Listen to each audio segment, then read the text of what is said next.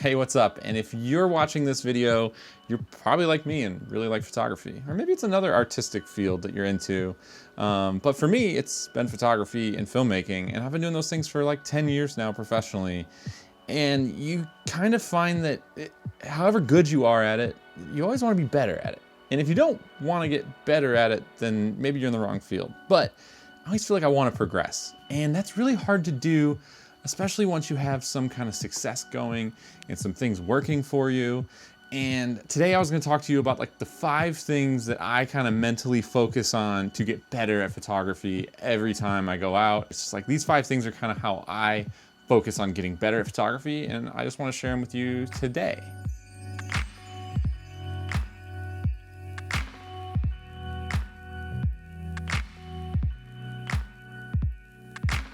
Number 1, focus on the basics. So this might seem kind of obvious, right? Like, focus on the basics. Of course, I understand how to take a picture. I understand how to do this or do that.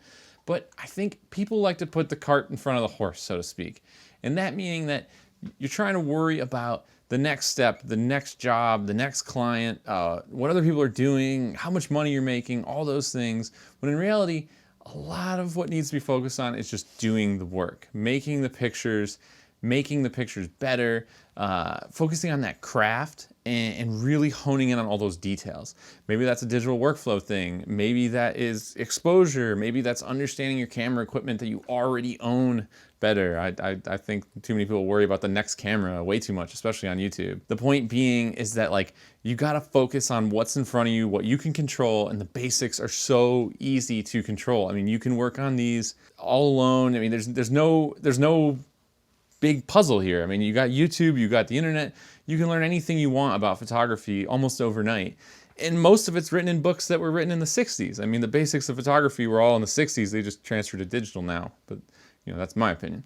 Anyways, the point being, focus on the basics. Make your work better. If you're doing good work, the next steps will be really, really easy. You don't need to figure out the entire situation, the whole world here, if you're just focusing on making the work and making these little things better. If you're new to photography, or if you're kind of getting into it, or you're kind of trying to be a pro, maybe really understand how exposure works. You know, you go to that challenging wedding venue and you know how to handle that difficult lighting situation.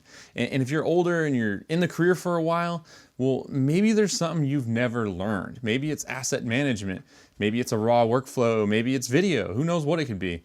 But go and break that system down into the bare basics and then build it back up. I think that's a great way to start. I was told really early on in this career, when I was worried about marketing, I was worried about website, I was worried about making new connections and like, you know, what is everybody else doing? I was told by someone much smarter than me, make the work, everything else will follow. And I think that's kind of what I'm getting at here. Is like, if you don't have the basic tenets of how to do this job and how to do it well, then the other things don't matter. It doesn't matter how good you are at social media. It doesn't matter how many people are following you.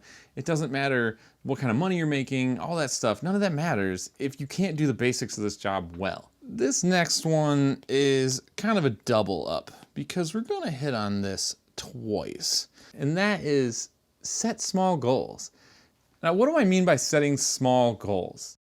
Whenever I'm taking an assignment or doing something that I've maybe done multiple times, I try to set small goals. So anybody out there right now watching this has some kind of photography they've done more than once probably. And when you're doing that second, third, or maybe that 300th time, you gotta set a small goal of how am I gonna try something new? That doesn't mean reinvent the wheel. It doesn't mean, oh, well, I've shot football 40 times and now I'm gonna shoot it from an helicopter.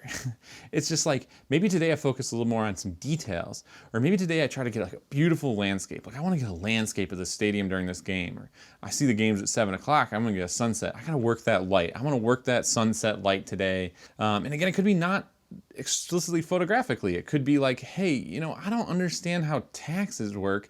Maybe I need to build a connection with an accountant and just learn a little bit of this or a little bit of that. But these little small steps start to build up into big steps. But if you're not setting these small goals every time you go out, it's gonna be really hard to grow over time. I mean, this is a big thing for me. This is like a big deal for me because it's like, so many people I know in this industry, so many people I know that do this professionally, it's just the status quo. Like, you know, I have these great clients, we do great work, and we do it again and again and again.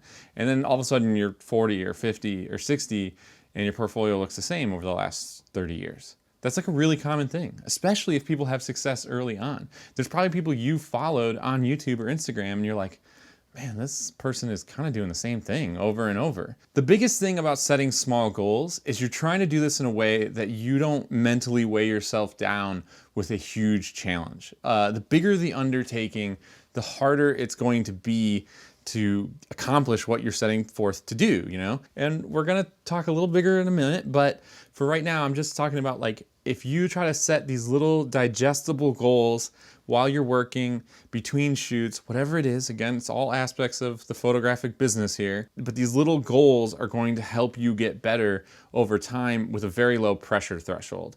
And again, this could be learning how to expose better. It could be learning a new lens. It could be renting a piece of gear. But mainly I think about it photographically with stuff I already own. If it's going to shoot something this way, like say a portrait, maybe I've kind of done some horizontal environmental portraits for a bit now and I'm kind of getting that down.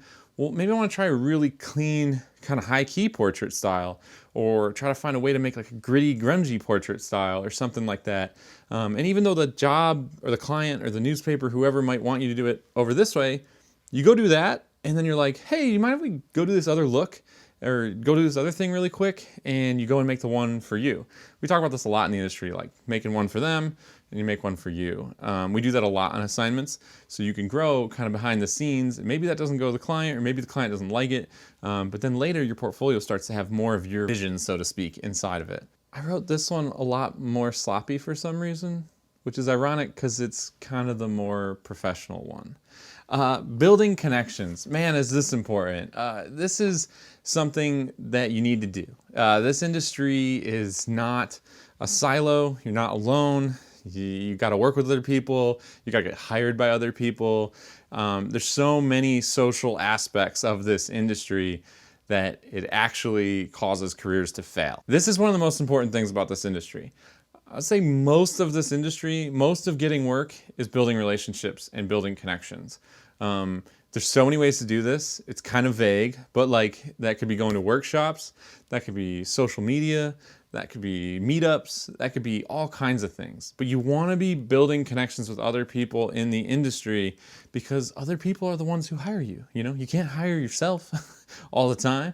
And I mean, even if you're doing weddings or something like that, well, having a network around you of maybe you're in this city in the middle of the state, well, maybe someone over in the other corner is over here, and you start building relationships with them, and then you guys can kind of team up or share workloads or kind of split things up here. And over time, you will get a network going that you can kind of lean on. Maybe it's to ask technical questions, maybe it's to ask accounting questions or business questions, or maybe it's just help, you know? Eventually, maybe a shoot is too big and you need assistance.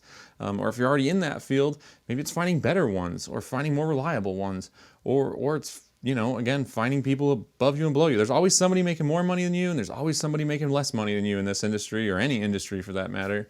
And building out that network is a great way to build those connections, get work from the people above you, and hopefully then spread work to the people below you is kind of the goal here, you know? Like, I know people in the industry that are way higher up than me, and I look to them for advice and help, and I ask them questions all the time.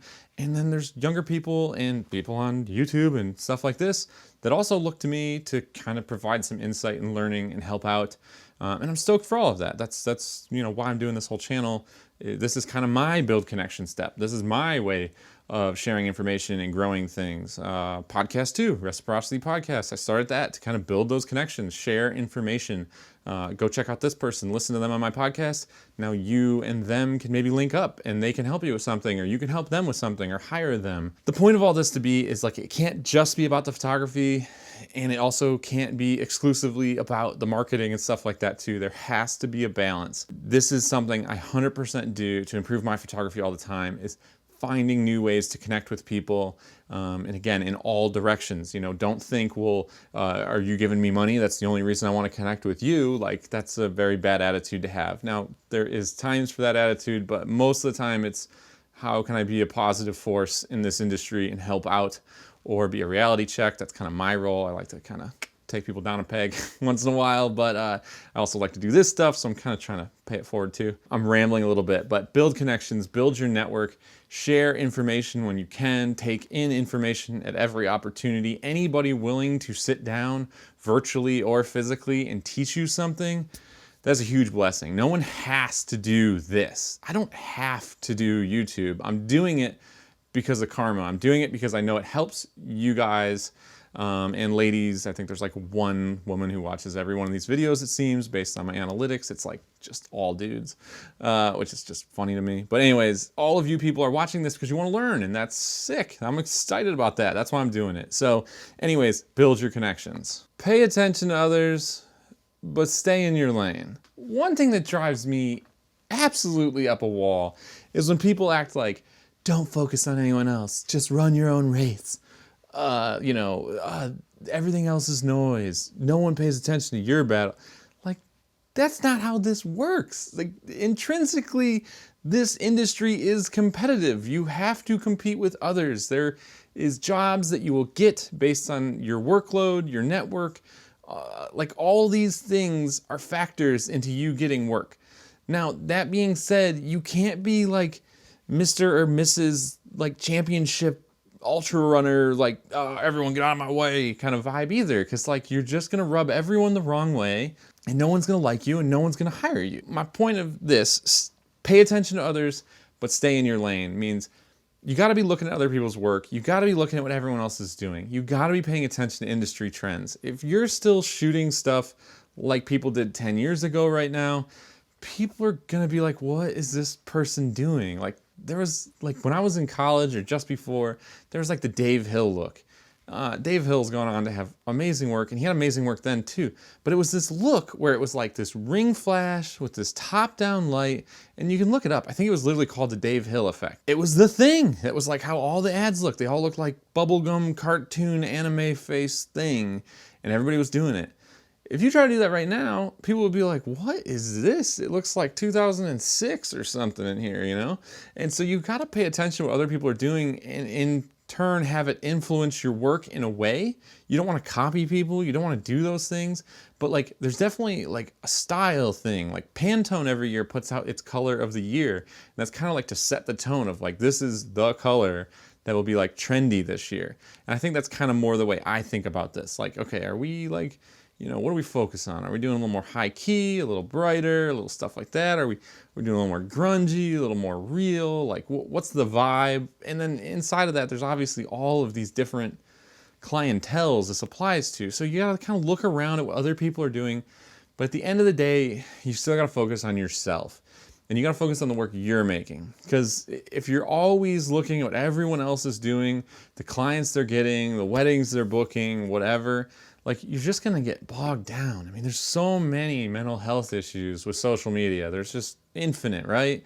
And it's really hard. I struggle big time with social media and Instagram. You still gotta be on it. You still gotta be looking at these things and using it to influence how you can grow as you go about this career. That's kind of my point here. You wanna always take this information, looking at other people's work, looking at the trends, and then use it to form your own vision. That's the big thing, is you have to come through in your own work.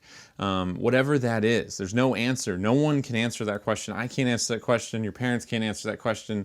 The people at some workshop you paid way too much money to go to, they can't answer that question. If anybody tells you they can answer that question, then they're lying. Like, only you can see the world the way you see it. I can't do it. Like, I had this conversation with someone today, like on a client call, and we were like, yeah, I can't be that person. I can do my thing, but I can't do that person's thing.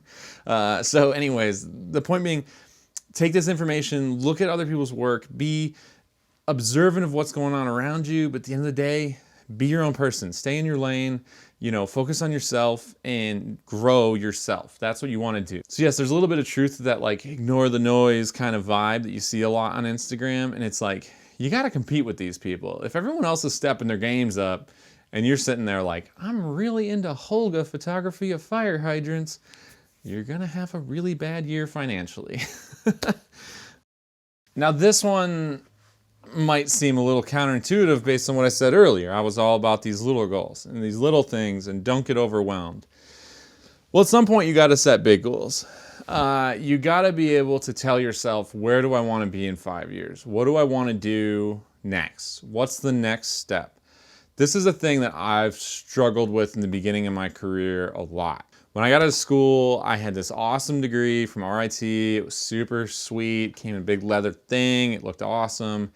But then it was like, it mattered as much as anything else I had in my possession. I mean, people cared enough, but like, well, wait a second, you know? Like, I thought this was going to solve all my problems. And it didn't. It doesn't. I mean, that's the simple fact. It was a toolkit for me to go forward. So in those first couple of years, I didn't really know what to do. I was like, I just want to work. I want to have a job. You know, that was kind of my mentality, my approach. So I kind of floundered for a little bit because it was kind of like, well, I got to here. Now all my problems aren't solved. And this is, again, this part where you come in. You have to be able to find a way to set big goals. And again, you have to answer this question for yourself. What do you want to be doing in a year, 2 years, 5 years, 6 months? Who knows? I don't know the scale you want to go off of. I kind of look at usually a year to 5 years. And the reason for this is it's going to influence all of these other decisions we've talked about. This is kind of the rudder to the ship, so to speak. And that meaning that if you know right now I'm a wedding photographer and I really like doing weddings, but I'm kind of like, this isn't the thing for me, and I really want to focus on magazine work and I'm really into food. Well, then now you can say, okay, well, what can I do to get there? You can answer what equipment you need. You can answer who you should be looking to make those connections with. You can be looking at those small goals. So say you're a wedding photographer that wants to become a food photographer. Well, you can say, well, I got these beautiful tables, all plated, beautifully decorated at these weddings. Maybe I take an extra 20 or 30 minutes and I try to make a really nice picture of those tables, and maybe I kind of see what works. Maybe I test some things. There's no pressure. Nobody's asking for food pictures at the wedding or table settings and stuff like that. The point is, it's a really low pressure way to learn something. So there's your small goal. And then as far as basics go, well, you got a whole new set of things you need to learn. Now you need to learn how to light tabletop photography. You got to learn how to work off of tethering probably. You've got to do new digital asset management and probably a new workflow. You're probably going to need to learn more photoshopping and stuff like that. And maybe you learn a little food styling and things like that. So the point of these big goals is they're going to set these other goals for you and kind of shape the way you make those decisions. My example for me is when I was in school, I went to school for photojournalism. That was awesome. I was working for all these big newspapers. I got an internship at a paper. I got another job at a paper, and like, things were going cool, but the money was not very good. I mean, I was getting paid like $60 a day to go out and work for these little papers, and it just wasn't adding up, and I was just struggling, and I wasn't making any headway, and blah, blah, blah. Point being, I knew like financially I had to change courses. And so I looked at, I want to do magazine work. So how do I change my work to fit magazine clients? And so once I had that goal, I went and talked to people that were above me that did magazine work. And I started asking them, like, what were some of the things that you hear that magazine people like in your portfolio? Or what are some of the things that they don't like? You just start having these conversations, they start shaping these things. So for me, it was, well, they want really lit portraiture. Well, I got to bring back that lighting I learned in college. And I got to do a little bit of this and a little bit of that. And I got to reform my portfolio. I got to get rid of these wide angle sports pictures maybe, and maybe to a little sorted, a little bit neater, you know, compositions and stuff like that. And so I was able to make these shifts and these changes and start building that network so that over time I was able to do that work. And then I did it again when I went to, you know, more into advertising and stuff like that now. The big goal is the rudder. The big goal is what steers the ship from where you're at now to where you want to be. And it's going to help you make those previous 4 things. So yeah. So I hope these were kind of helpful. I thought these were great little tips to kind of throw out there and kind of how I form my strategies for growing as a photographer. And I think like this is a really hard conversation to have because, you know, and I don't think this video will get a lot of views because, you know, people just want to see like megapixels and crap like that and yell at me for saying that students can afford an R6. I got flamed for that last week. So yeah, leave something cool in the comments. I'd love to keep the conversation going. I'd love to help This is kind of like a little inspo day thing, and I'm hoping people get kind of stoked on these. I really love talking about this stuff. I think this is kind of harder to talk about, and a lot of people on YouTube are really good about talking about things, but not knowing about things. It's probably gonna make somebody mad, but I feel like there's a lot of people on here that are like, whoa, yeah, like this is how you do photography. And they're just like a marketing exec that decided they were gonna make a YouTube channel to make money off of photographers. So I really hope this helped you. This is a little more like an inspirational kind of video today. And this is kind of a subtle topic. This isn't as cut and dry as like megapixels and toning and bleh, whatever stuff that's normally on YouTube. So share this one if you can. I think people probably get more out of this than they think they will, if that makes any sense. Maybe I'm wrong. I don't know. I'm hopeful that this will maybe start some gears churning in people's heads. So if you appreciate this, leave a comment down below, give it a like. And let me know what you think about like where you're going or what you want to do or what your goal is. Just anything cool, I mean, just we're here to do cool things. We got a cool career, and if you're doing this as a hobby, which is a very sane way to enjoy photography, you still gotta want to step it up. You want to get better at it. It's no fun doing something and staying the same. So hopefully you can take these 5 tips and have more fun with your photography if you're an amateur and just enjoying the process and following along. So yeah, rate, like, subscribe, go check me out on Instagram. I'm always over there ranting about something at an NFL game or whatever. So until the next one, thanks so much for watching.